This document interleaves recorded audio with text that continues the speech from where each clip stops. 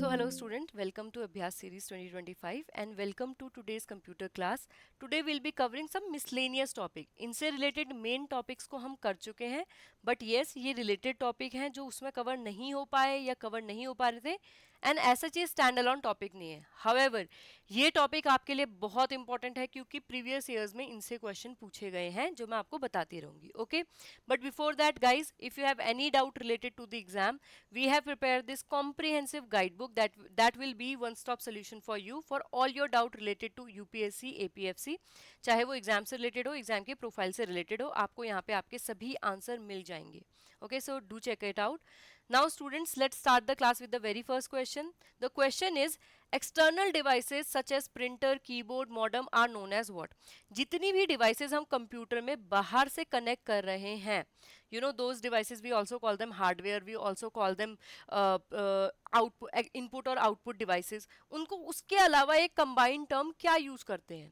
So the answer will be option C, that is peripheral. ये बस एक बार समझने वाला टॉपिक है, इसमें आपको कुछ याद नहीं करना, एक बार आपने सुन लिया अब आपको ये हमेशा के लिए याद रहेगा. अब ये जो टर्म है ये क्वेश्चंस में भी यूज हो सकती है, that I will show you how. The transfer of data from a CPU to peripheral device, that mean external device of computer is achieve through dash. अब वो इनपुट डिवाइस भी हो सकती है, आउटपुट डिवाइस भी हो सकती है, जो भी पेरिफेरल डिवाइसेज है.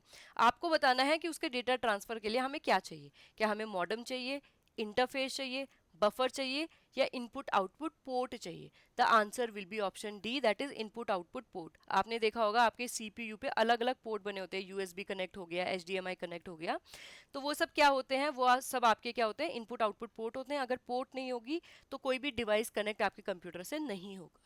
Okay, so option D will be the correct answer. The next question is, dash is the ability to replace or remove peripheral device of a computer system while the system is running.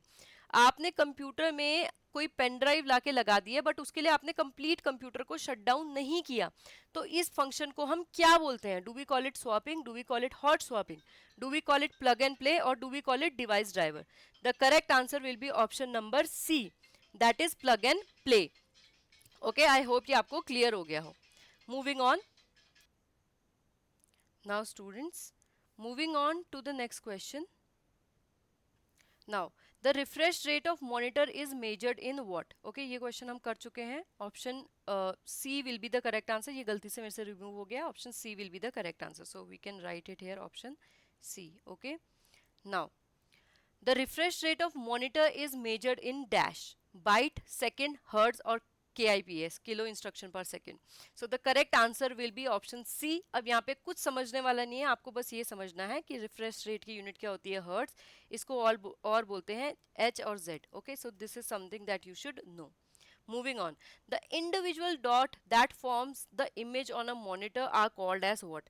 Particle, frame, pixels और parts.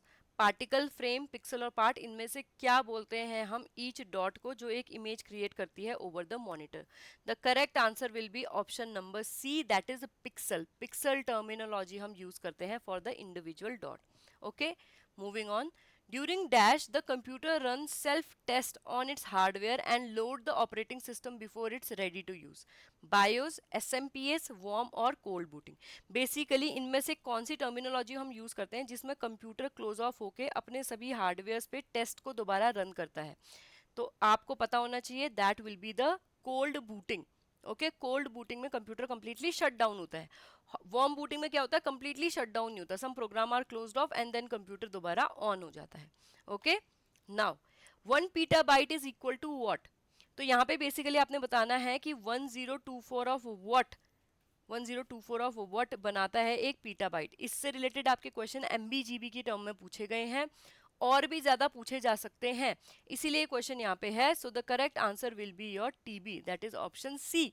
Okay, इससे related ये chart आपको ले लेना है, कोई आपको screenshot लेने की जरूरत नहीं है. इसकी आपको इजीली क्या कहते हैं, PDF आपको चैनल पे मिल जाएगी, जो हमारा टेलीग्राम चैनल है. ओके, अब ये चार्ट ऑल्दो आपको याद भी हो, इससे रिलेटेड लॉजिकल क्वेश्चन भी पूछे जा सकते हैं, that I will show you. So a half byte is known at was what? Data, bit, half bit और निबल. अब यहाँ पे आप कंफ्यूज हो जाएंगे, बट अगर आप इस चार्ट को देखेंगे तो यू विल सी, जब हम एक बाइट की बात करते हैं दैट कंटेन 8 बिट, और एक निबल की बात करते हैं तो that contain 4 bit. That means 8 का हाफ क्या है? 4. दैट मीन्स 1 बाइट कि 1 बाइट का हाफ क्या होगा, 1 nibble. So the correct answer will be option D, that is a nibble. Okay, now dash is the process of locating the non-contagious fragments in a data into which a computer file may be divided as it is stored in hardware, and rearranging the fragment and restoring them into fewer fragment or in the whole file. तो ये आपकी एक file थी, ये आपकी fragments में convert हो गई है, ठीक है, इसके टुकड़े हो गए हैं. देन आपने क्या किया, इन टुकड़ों को वापस रिस्टोर किया है, या तो लेसर फ्रेगमेंट्स में या फिर एक कंप्लीट फाइल में. तो इस प्रोसेस को क्या बोलते हैं, जिससे उसके फ्रेगमेंट के टुकड़ों का नंबर हम कम कर रहे हैं या फिर एक होल फाइल दोबारा क्रिएट कर दे रहे हैं. The answer will be option B, that is defragmentation. Okay, ये बहुत इंपॉर्टेंट यूटिलिटी प्रोग्राम होता है. Moving on, the location of a unit data in a memory cell. Memory cell में आपने चीजें स्टोर कर रखी हैं, तो जहां वो स्टोर हो रखी है उस लोकेशन को हम क्या कह के बोलते हैं, स्टोरेज एड्रेस, रैम और data. Most of you will go with option number A की डेटा स्टोर कर रहे हैं तो स्टोरेज कहेंगे, but the answer is option B, क्योंकि हम लोकेशन की डेटा कहाँ है, उसकी लोकेशन क्या है, तो वो क्या कहेंगे, एड्रेस कहेंगे. तो हमें उसका क्या चाहिए, एड्रेस चाहिए. जब हम रजिस्टर पर पढ़ रहे थे मैंने एड्रेस टर्म बहुत बार यूज की थी, इसीलिए ये जो टॉपिक है ये मिसलेनियस में आ रखा है. Okay, moving on, how many functional keys are there on keyboard. अब अगर आपका ऑनलाइन एग्जाम होता तो आप इजीली बता देते, लेकिन आपको वहां पे कीबोर्ड का एक्सेस नहीं मिलेगा, तो you should know there are 12 functional keys. Okay, F1, F2, F3, F4 ऐसे करके F12 तक आपकी कीज होती हैं. So answer will be option C. ये अगेन आपको अलग से याद करने की जरूरत नहीं है, यहाँ डिस्कस हो गया, अब आपको याद रहेगा. Moving on, dash is the section of RAM where your computer stored copied data. अब आपने कुछ भी कॉपी किया, यू नो कंट्रोल सी दबा के आपने कुछ भी कॉपी किया है, तो सबसे पहले आपकी रैम उसको कहाँ स्टोर करके रखती है, उसको क्या बोलते हैं. The answer will B clipboard. Answer will B clipboard. ठीक है, ये अगेन ऐसी चीज है जो आपको अलग से कभी नहीं मिलेगी पढ़ने के लिए, बट क्योंकि ये आपने डिस्कस कर लिया है, एग्जाम में आती है, तो आप कंफ्यूज नहीं होंगे. क्लिपबोर्ड से then you press control V, ठीक है, एंड वो कहाँ पे हो जाता है, स्टोर हो जाता है या फिर कॉपी हो जाता है जहाँ पे आप कॉपी करना चाहते हैं. So option A will be the correct answer. Moving on, Bluetooth allows up to dash devices to build a network. ये मैं आपको पहले समझा भी चुकी हूँ जब हम लोग टॉपिक डिस्कस कर रहे थे, पर ब्लूटूथ में कितनी डिवाइसेस मैक्सिमम डिस्कवर हो सकती हैं या कनेक्ट हो सकती हैं. सो the correct answer will B 255. 255 devices को ब्लूटूथ से कनेक्ट किया जा सकता है. ओके, ये पासिंग में भी बहुत बार रिपीट हो रखा है, अब ये आपको करेक्टली पढ़ लिया है तो याद हो जाएगा.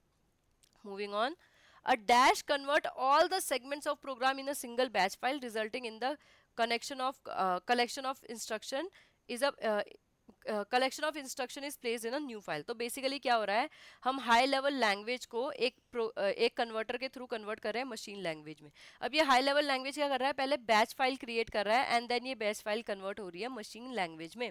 तो ये लैंग्वेज ट्रांसलेटर कौन सा है, आपने बेसिकली इस क्वेश्चन में बताना है. Converter, compiler, interpreter, instruction. आपको पता होना चाहिए. The correct answer is option B, that is compiler. Compiler ने सारी फाइल पकड़ी, कंपाइल की एंड उसके बाद उसको मशीन लैंग्वेज में कन्वर्ट किया. Which of the following is a computer program that convert assembly language to machine language? Compiler, interpreter, converter और असेंबलर. बहुत इजी क्वेश्चन है. अगेन यहाँ पे हम हाई लेवल लैंग्वेज की बजाय असेंबली लैंग्वेज को कन्वर्ट कर रहे हैं मशीन लैंग्वेज में. लो लेवल लैंग्वेज से लो लेवल लैंग्वेज में हम लोग कन्वर्ट कर रहे हैं. सो काम किसका होगा, असेंबली लैंग्वेज है तो असेंबलर का काम होगा. Option D will be the correct answer. I hope with this आपके सभी क्वेश्चन, सभी जो मिसलेनियस चीजें छोटी मोटी हमने डिस्कस की हैं वो कवर हो गई हो. Now students, if you are preparing for UPSC EPFO 2025 exam, अब यहाँ पे we have brought you test series. If you are somebody जिसने इस एग्जाम के लिए फुल ऑन तैयारी बहुत अच्छी कर ली है, बस आपको एक टेस्ट सीरीज चाहिए अपनी प्रिपरेशन एनालाइज करने के लिए, so you can go for our test series. If you are somebody जिसने पहले से सीएससी जैसे एग्जाम्स की प्रिपरेशन कर रखी है, तो आपका ऐसा नहीं है कि तैयारी बिल्कुल जीरो है, बट येस यहाँ पे जो स्पेशल सब्जेक्ट हैं जैसे कंप्यूटर ही है, अकाउंटेंसी है, ये आपके कवर नहीं है. So for that you can go for special subject course, जहाँ पे आपको टेस्ट सीरीज सभी सब्जेक्ट के लिए मिलती है, बट स्पेशल सब्जेक्ट्स के लिए आपको बिल्कुल एग्जाम लेवल तैयारी मिलती है. एग्जाम फोकस तैयारी आपकी हम कराएंगे. देन इफ यू समबडी जिसको नहीं पता है, पहले इस एग्जाम के बारे में नहीं सुना था, तैयारी नहीं की है, now you want to give your best in the limited time, तो उसके लिए we have the master course, जहाँ पे आपको एग्जाम फोकस्ड प्रिपरेशन मिलेंगी, लाइव क्लासेस मिलेंगी, टेस्ट सीरीज मिलेंगी, सब कुछ मिलेगा. ठीक है, now we are running a special offer जिसमें आप वाव 60 कोड को यूज करके 60% तक डिस्काउंट को अवेल कर सकते हैं on this course. So go check our website. आप इजीली यहाँ पे कूपन कोड वाव 60 यूज कीजिए, you will be able to avail the discount. Okay, so thank you so much. अगर आपको कोई भी डाउट है, contact us on our number and prepare well for your examination. कोई भी डाउट आपको exam से रिलेटेड, कोर्स से रिलेटेड, कोर्स बाइंग से रिलेटेड हो, please do contact us. Okay.